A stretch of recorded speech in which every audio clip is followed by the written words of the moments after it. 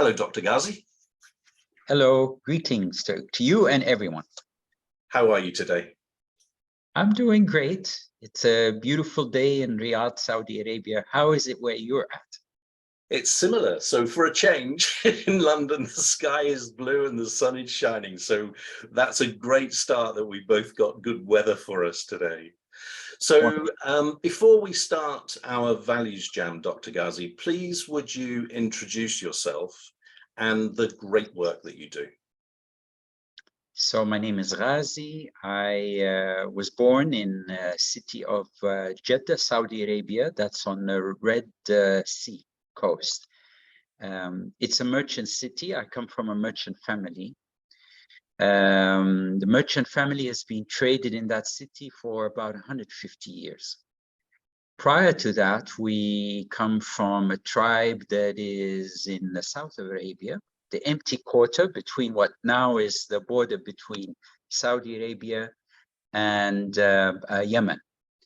And that's important for my identity, because my identity is very much linked with the Arabian Peninsula, which has a history that goes hundreds, if not thousands of years, at a time when the rest of the world had empires, and because there were so little resources in the Arabian Peninsula, in a way we were a bit isolated from the rest.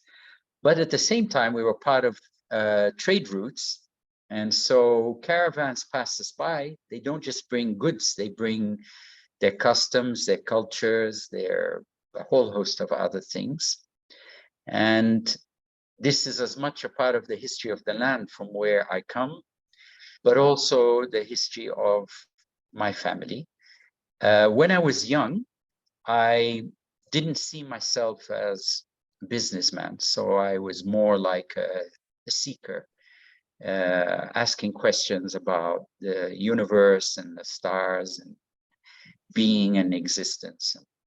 So when I was younger, I negotiated with my father, with my family, that maybe I should study something else.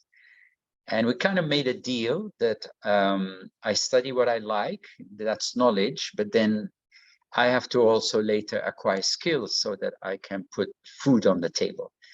And so I studied physics for my bachelor's degree. And ironically, I was quite happy to move away from it, maybe because my views were very much centered on philosophical questions, not necessarily application of physics to practical concerns. So at the university level anyway, a lot of the energy doesn't go to those bigger questions. It goes into understanding mechanics of things. So I went back to my family and I agreed to move on to the next stage. And they recommended a school in the US called Thunderbird. It's in Arizona. And it's different than other business schools in that it brings people from around the world.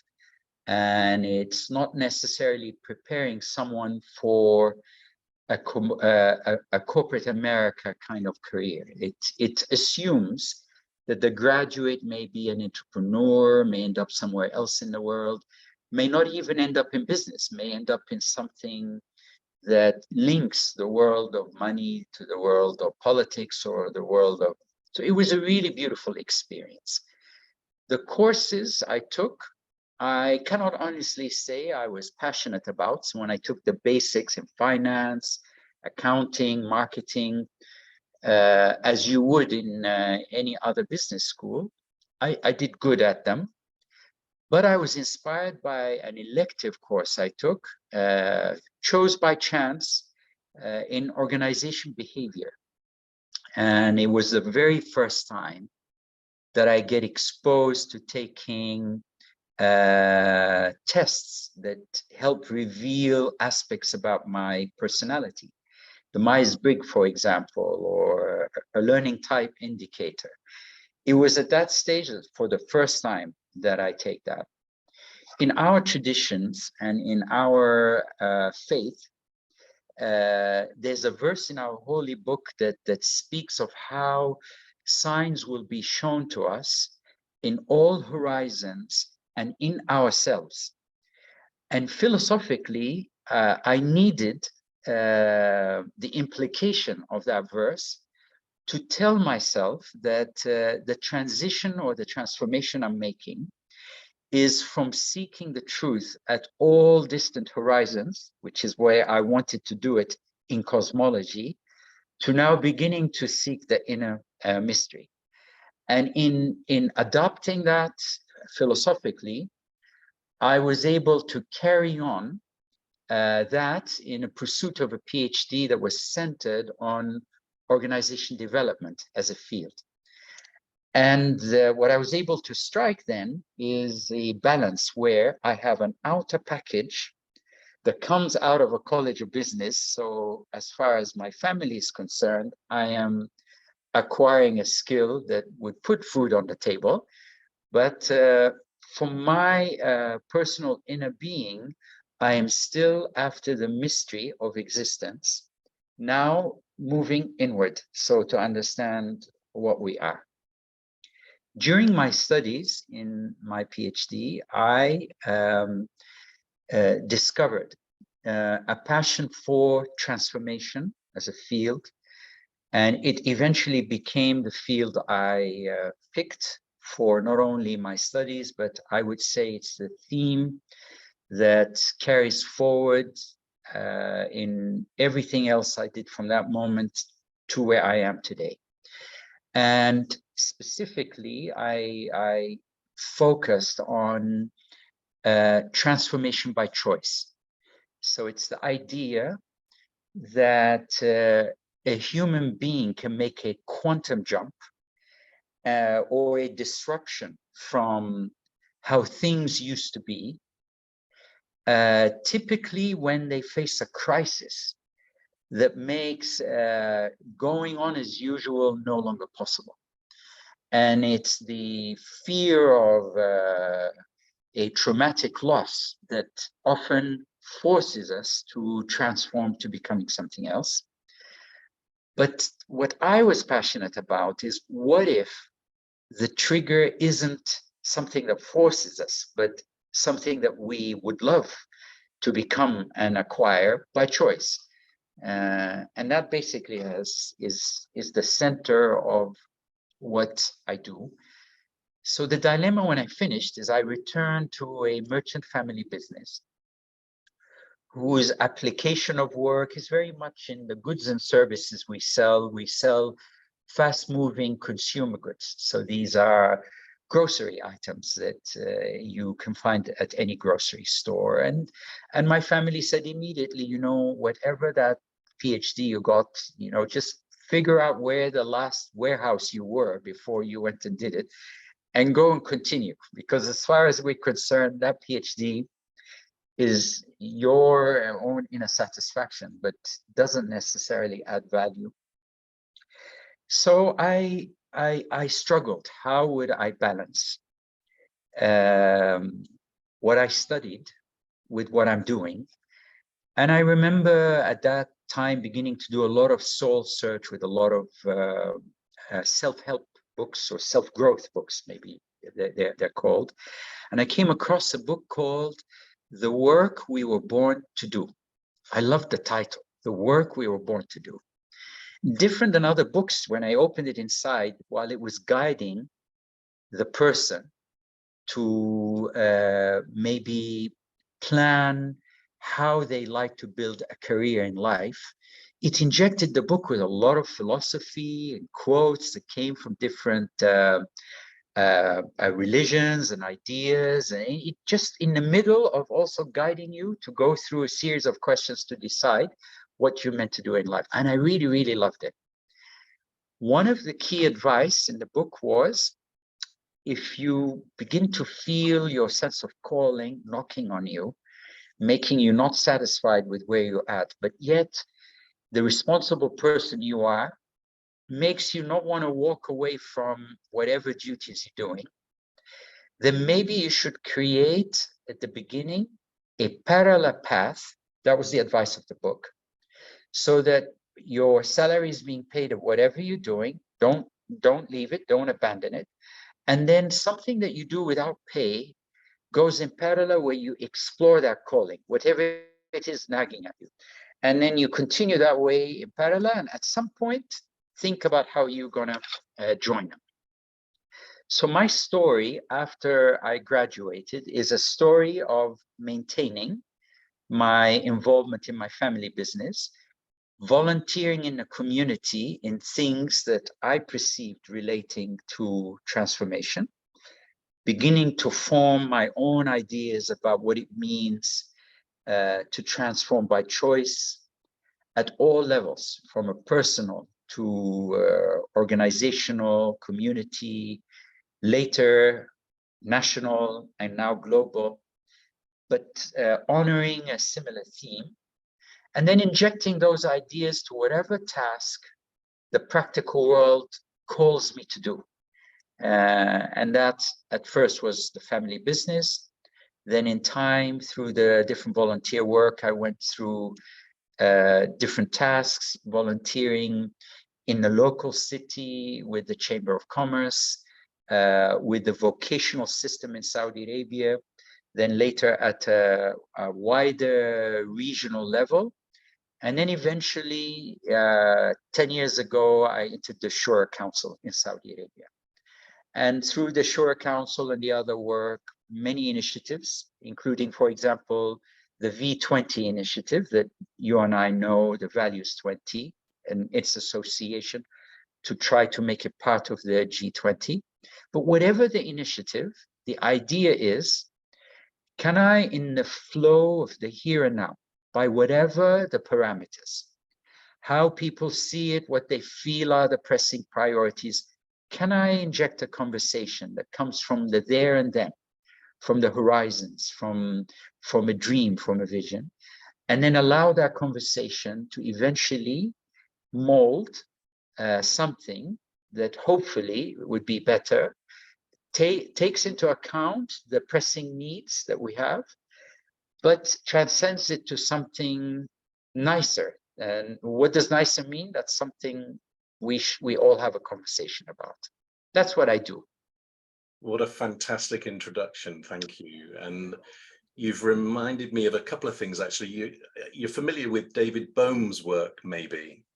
Yeah. I just love the combination of physics and philosophy that he has.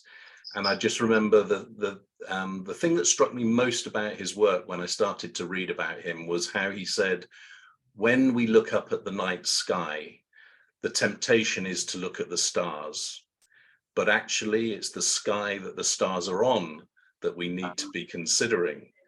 And wow, that's incredible. Yeah, it's just like seeing the whole rather than the pieces. And then you're talking about how everything can come together, sometimes in a way that we could never have predicted. And you mentioned Arizona, right? So when was it, 2 years ago, I was introduced to the principal of a school near Phoenix in Arizona. And they wanted somebody to give a short talk on values-driven leadership. So I agreed with the teacher that I would do this for them. And then in the conversation, I asked the question, does your school have a set of values? And the teacher said, no, we don't. And I said, would you like to have a set of values? And she said, well, that would be amazing, but how could we do that? So I asked her, could the students be given the guidance and them to run the project, engaging with the students, the parents, the teaching faculty, in order to identify a set of values for your school? And that's what we did. It was like you say, you do a lot of voluntary work. This was voluntary, but it was a choice. It was a wonderful opportunity. And instead of being guided by the transactional kind of financial paradigm, there was no need to consider that. This would be of wonderful benefit to all parties, so let's just do it. But then 2 years later, the principal of that school has now been funded to deliver an education program to rural communities in the area. And so we're talking about how ValuesJam and other things might play a part in that. So, nobody could have, 3 years ago said, if you do this, that will happen. That would not have been possible. So I'm just reflecting what a brilliant message I heard from you in terms of the unknown and making a choice and finding your way. May I add to your thoughts? So I think the irony, people are often focused on how we earn a living. And I feel when we focused on how we manifest ourselves, we do our most brilliant work, and it eventually takes care also of our financial needs and other things. Because when we're brilliant, we attract a lot of things around us, including those who have a transactional need. They see us for something we're much better at. So I was just building on your thought of how you did something pro bono as a volunteer, but eventually it may build to something that ends up serving both. And I find that incredible. Yeah. And one final thing on that point. So that the students, they presented to the Board of Governors the process that they had used, the final result that they were recommending. And I was told that the Board of Governors were blown away by the professionalism of this presentation. And also those students then left the school because it was their final year. But imagine what they had left. Sometimes in the past, I was told that the final year of students had created a fund to put a park bench in the grounds of the school. So what? These guys had left the school with a set of values that would be a strength for them for many years to come. And what a brilliant legacy, something for their CV, just magical. Anyway, we need to get into our Values Jam. I'm ready. So this is the Values Jam card deck. We were talking earlier about how it was inspired by the concept of a music jam. And we don't know where the conversation is going to go, but what I'm going to do is just tip the cards out. And I'd like to invite you to tell me, how many times would you like me to cut the deck? 7 times, because I like the number 7. Okay.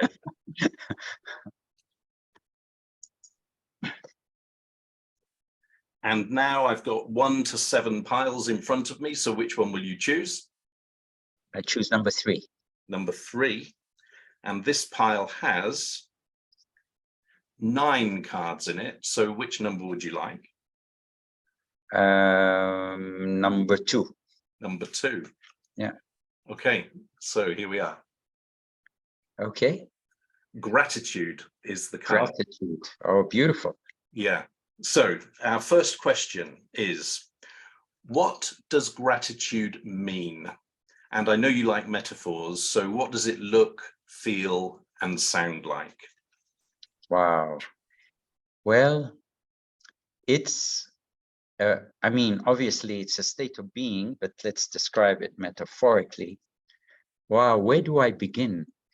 It's a child eating his or her favorite ice cream, looking at a beautiful balloon and being hugged by his or her parents. While the world is snowing on one side, sunny on the other, and there's a rainbow on the side. Wow, there's a lot going on there. Yeah, and for me, metaphorically, gratitude, I'm going to go much simpler, I think. Gratitude for me is just this feeling of warmth and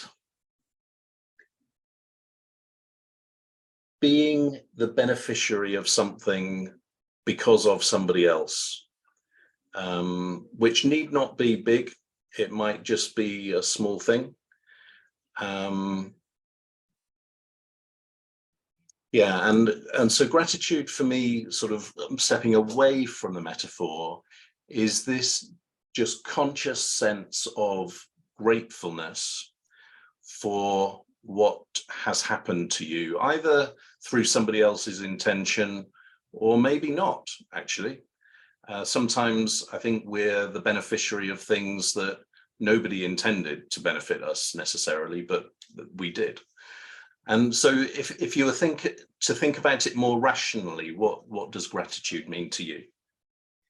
So in Arabic, we have a word called rida. So it's a state where the human being, maybe the closest translation will be inner contentment. Okay. So you are content with the conditions that surround you. Doesn't mean that you are not going to strive to make something better, but you don't begin from a place of resentment. You begin from a desire of contributing to make things better. And that means you begin from appreciating that whatever brought you to the moment in which you're in has all contributed to the greatness you're about to make, even things that brought you pain and others.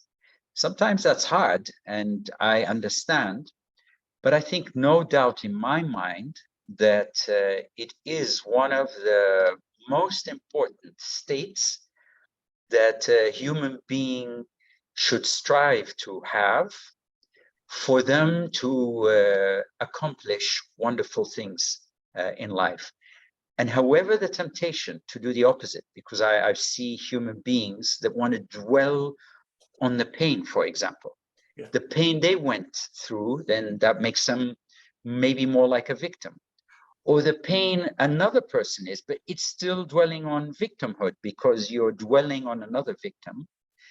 I find it ironic that to help that victim in front of you, you have to dwell in gratitude to really be able to do something for them. So I would anchor it on that inner being that is content with the conditions of the now and is striving to contribute to the flow from eternity to eternity, not from a place of resentment, but from a place of appreciation. That is how I would see it. And you've this morning before this call, I was just starting to write a small post that will go out at the end of the year, and it's touching on what you were talking about there around pain, dwelling on it, and I started to talk about how at this time of the year, many of us start to think and reflect on the year that has gone by.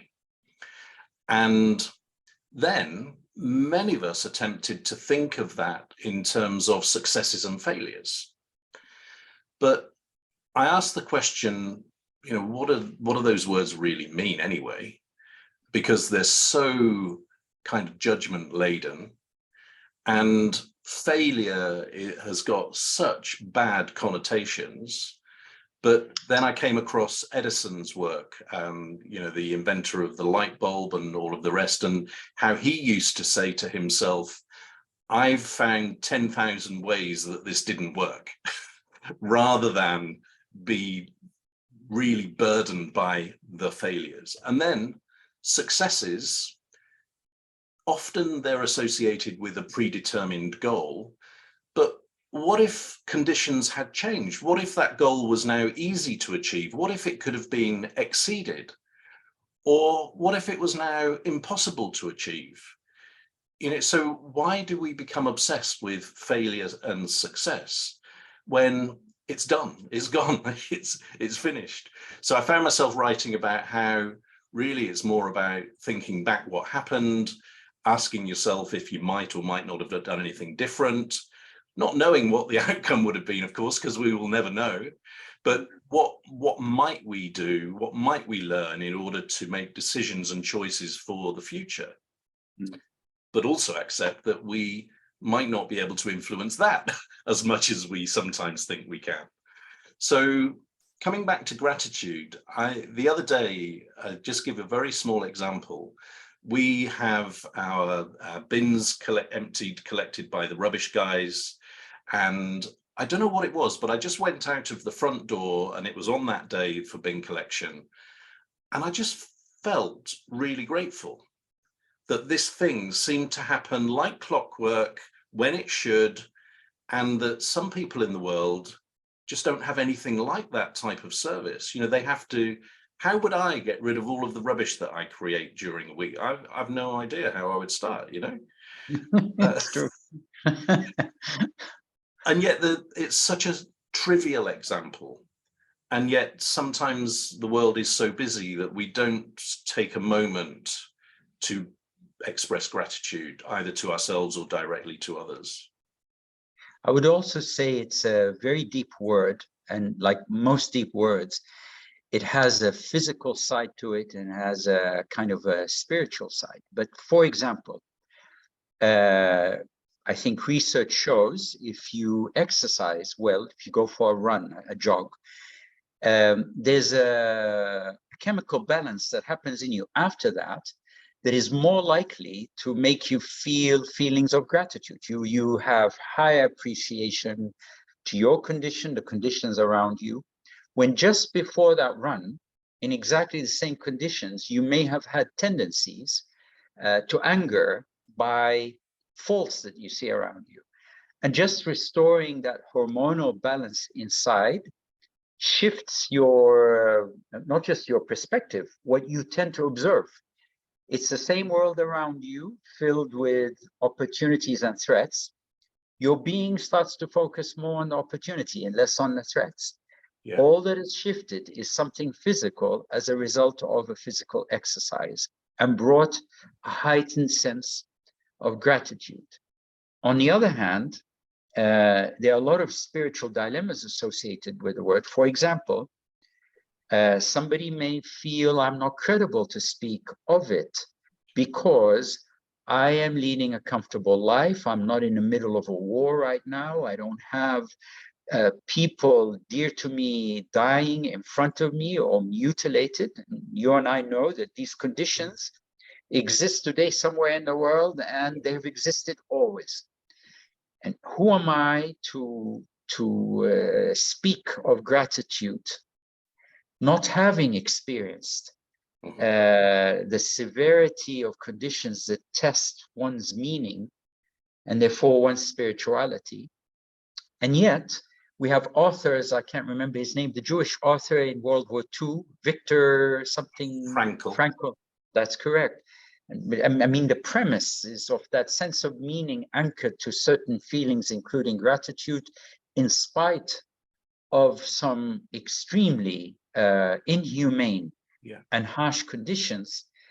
So I think the argument whether I am credible or not still is, physically and spiritually, it's one of those words that I feel are really worth pondering on and instilling in ourselves. I think it's a great point, and you've reminded me, I can't remember the lady poet.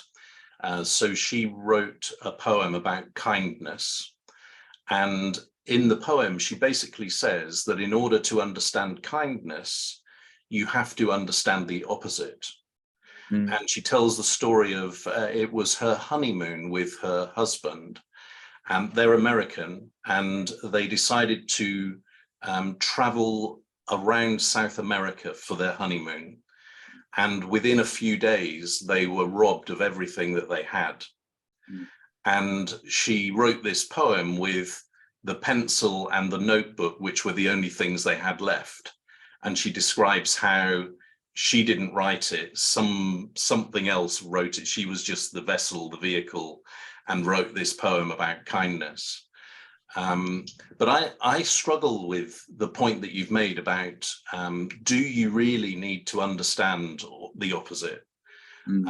Because, and actually I extend that to the topic of values more generally, because many of us that are in the world of values are in a position of privilege.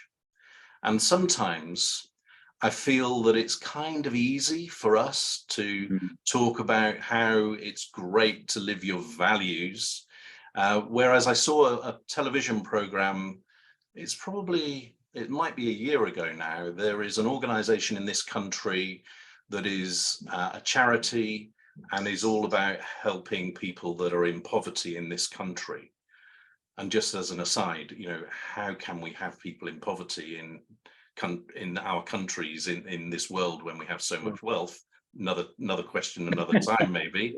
But anyway, this television program, they interviewed a member of the church who basically took food packages to families that couldn't afford to buy their own food. And I might get a bit emotional now, because the guy that told the story said that when he arrived at some houses, the children were ripping open the plastic bags to get to the food. Wow. Because they're hungry. Yeah. And that made me feel, can you imagine having a conversation with that family about live your values? What are your values? We'd really like you to identify your value. They don't care. They just need to survive. And so, to your point, I sometimes question myself about, who am I to talk about values when you really don't understand what it's like to be able to make choices at the most basic level. May I be a bit philosophic here? Yeah. And then going to physics, I often ponder what those of us who have abundance should do to the world and how to be the most effective. And in physics, I'm reminded Einstein's argument in general relativity about the relationship between the part and the whole. So the whole idea of general relativity is that the part begins to shape space and time, and space and time as a whole it then imposes a gravity that dictates on that part what to do. So there's a relationship between the part and the whole that we need to ponder. And in the case of what we're describing, gratitude or conditions that are harsh of others. So if you happen to be a part that is blessed with a lot of resources, so in nature you'd have a lot of mass. Now you have a lot of mass. You have a lot of influence in shaping the shape of space and time. What should you do? And I feel that a part of our energy should go into asking questions about what we should teach every part. That's every human being, every soul. And what are the values we teach it? And examples would be gratitude. But do we also realize that just like in gravity, if all of us are resonating gratitude, we have a grateful universe. And therefore we are enabling a universe to have conditions that support gratitude as an anchor. That may sound too philosophic, but it isn't, because similarly to that, we have to ask ourselves, what are the values like integrity, honesty, lack of hypocrisy, that if we were to hold dear, a commitment against corruption, for example, may end up enforcing a condition on the whole, like the global level, that gives more opportunity to other souls to be guided under that condition, therefore they'll experience better lives. And often many people who do good in the world are focused on the part, because the part is real. You feel another human being, you feel their pain, and you're tempted to want to go alleviate that. We have to be equally committed to the choices we make that will resonate the general condition that will create the global game that then is the default setting, which then sets opportunity, sets conditions of prosperity, of sustainability. By default, that will make millions lead better lives. We're being tangled on one singularity. That's what it's called in physics. Yeah. You've forgotten the universe, yeah. Which you have to contribute to positively for everyone to benefit well from. Yeah, and I can relate to this, because when I used to be in the corporate world, so commercial hospitality management. So I ran 5-star hotels, conference centers, restaurant chains, that sort of thing. And one of the things that I really enjoyed was making the connection between the creative strategic thinking and the practical on the ground execution of it. Whereas so many of my peers could either do one, the strategic thinkers come up with some brilliant ideas, but not be able to put them into practice, or the more practical people who could never have a creative idea. And I love what you said there about the being able to operate between the universe and the particle. Yeah. And more concretely, so for example, in my national work and global work, so giving time and energy to articulate a code of good governance, for example, that's universal. Yeah. Versus there's a person suffering in a war right now, and what can I do for him or her? Both are important. Yeah. But if there's a code of good governance in the world that then enables multilateral institutions to work better, to have a better influence in terms of governance on conditions nationally and globally, what are you doing to millions of people in their enablement? I didn't mean to stray from gratitude, but it triggered in me the thought that whatever the value, we need to think of how we enable it locally and globally at the same time. And we need, in whatever practical endeavors that we're involved in, to translate these high principles into what do they mean in the language of that particular exercise that you're doing. And so I cited the example of good governance as something that we can work on. And then the expansion of that concept over time from its narrow financial, economic understanding to an understanding that is more holistic and embodies the material, the spiritual, the mindful, the emotional. And then imagine what we would do in that balance. Yeah. And the relationship also between these frameworks, whatever they are, whatever they look like, and what happens as a result, we often do not know and cannot predict. And I'm going to give you, again, this might seem like a trivial example, but I think it does demonstrate this point. It was a ValuesJam with a guy that I didn't know, and the card that we were talking about was faith. Now, we both enjoy sport. He follows a sport called rugby league, and my favorite sport is football. And we were talking about how fans in sport have this enormous, deep faith in their team, and what a joy that is to be a part of. Now, and we're going to, when we wrap this up shortly, I'm going to ask you a question around what are you going to do differently as a result of our conversation today? And when I asked him this question, he said, what I'm going to do is I'm going to make contact again with my uncle, who I've lost connection with for many years. He was the man that took me to my first rugby league game. And he then took me, when I was a boy, every home game to watch the team play. And that's why I love that team. And so as a result of this conversation, I'm going to make contact with him again, and I'm going to arrange to go and see a game with him. Amazing. And that it just struck me as so beautiful during that conversation.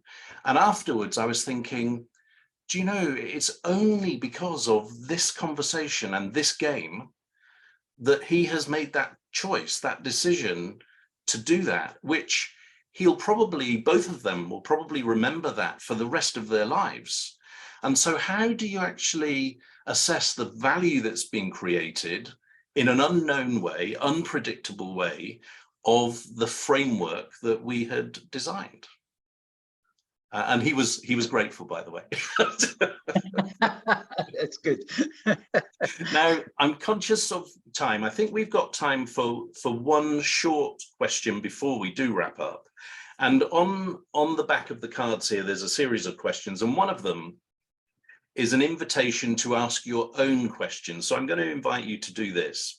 Ask your own question about gratitude, beginning with who, what, where, when, why, or how.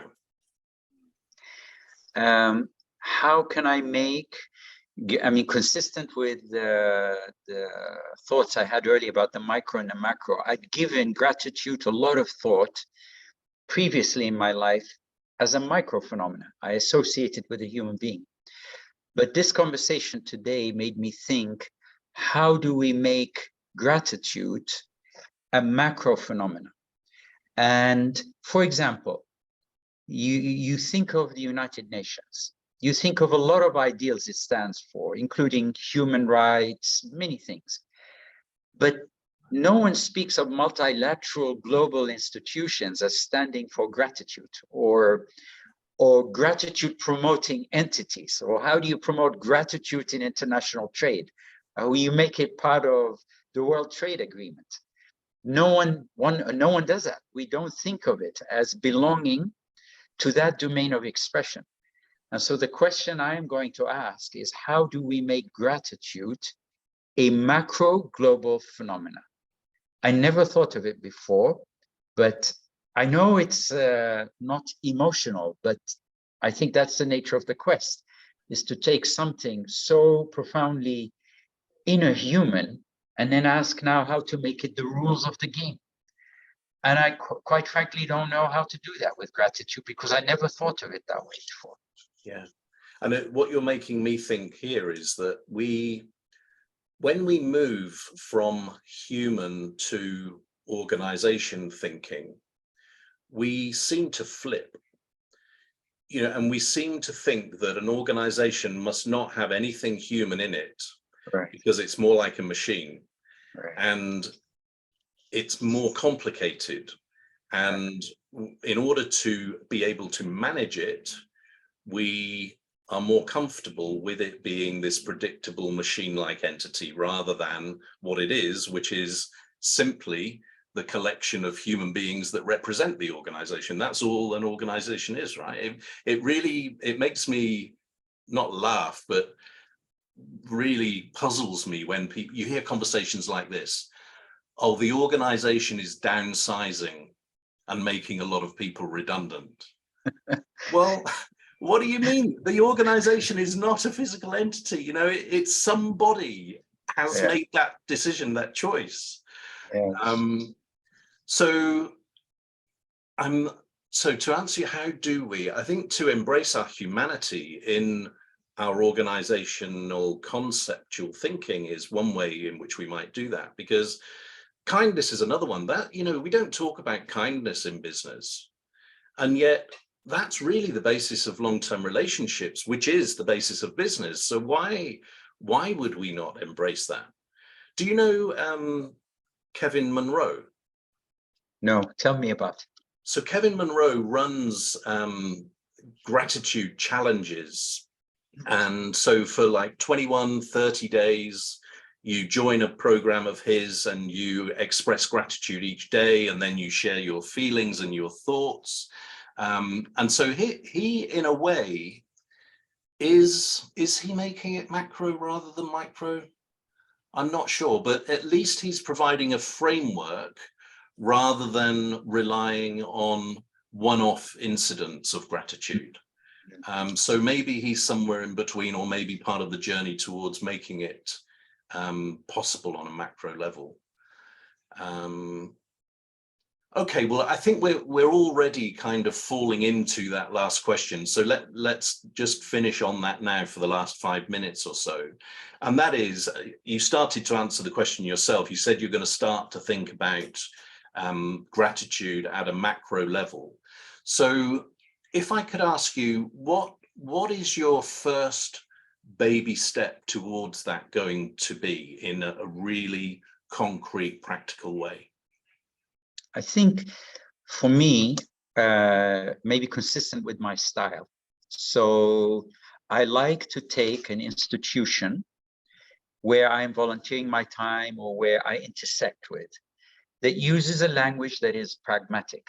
It deals with pragmatic issues, and begin to inject creatively an invitation that it can deliver its pragmatic objectives better if it considered value A or B or C. I like that challenge, and I like to be able. So the baby step now, I've done that with other values, but gratitude is so interpersonal now. The challenge is how to do that. The baby steps would be, in the next time I am involved in a speech, an assignment that is with an institution responsible for practical delivery of something considered challenging, here and now, involved with necessities.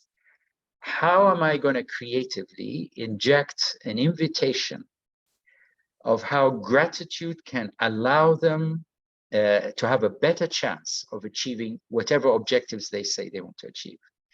That would be the first baby step I would do. Okay. Consistent with my style is when you do that, after a while, systems become comfortable with a term that comes from the spiritual realm, let me call it, being addressed or expressed in the practical realm. And to me, the name of the journey for those who are driven by high ideals is to keep importing from the spiritual realm the terms and then operationalize them in the practical realm, where eventually the system accepts them and then it becomes a high standard of delivery. I mean, you know, we've done that with the environment, for example. So there are multinational corporations where environmental impact is part and parcel of the planning, the delivery, the profit, and everything. But 10 years ago, 15 years ago, that wouldn't have been permissible. The conversation on the environment would have been in non-profit organizations. So that would be the baby step I would take. Great, thank you. And so for me, I'm struck by what you were talking about the relationship between the particles and the universe. And I'm not quite sure what that looks like for me in terms of gratitude, but there's something there that I need to think about a bit more. That's one thing. I'm very happy to introduce you to Kevin Monroe. So if that I would like that. Okay. Yeah. And then the final one that you just reminded me of is I'm prompted to share with you the origination of something called the Sawubona certificate. Are you familiar with the term Sawubona? No. It's a Zulu greeting. And the literal translation is, "We see you." And the reason why it's in the plural and not the singular is because when Zulus meet, they look into each other's eyes and they say Sawubona, and they say that they're looking into the other person's eyes, not just with their own eyes, but with the eyes of all of their ancestors before them as well. And I loved that principle. And so, very short story, an Indian lady I know last year asked me to write a recommendation for her because she wanted to enter a Women of the Year award. So I did it. A couple of weeks later, she sent a message on LinkedIn to a group of us saying, "Thank you, but I was unsuccessful." So when I read this, I thought, who says you're unsuccessful? And so I decided, why don't we create a certificate and send it to her from her supporters club?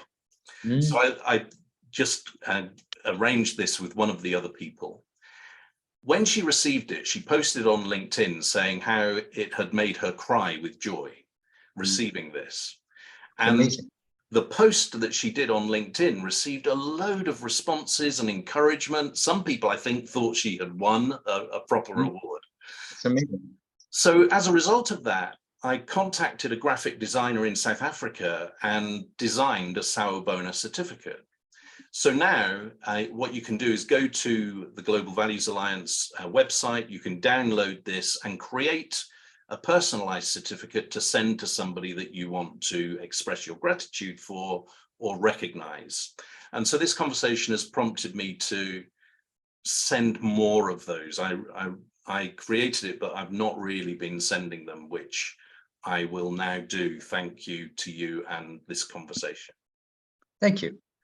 So, Dr. Ghazi Binzagr, thank you so much for this Values Jam. It's been an honor, and I trust that you've enjoyed it too. I have deep gratitude to you for our conversation. And I have deep gratitude for you and for this opportunity. Thank you so much. I appreciate the time we spent together. Thank you.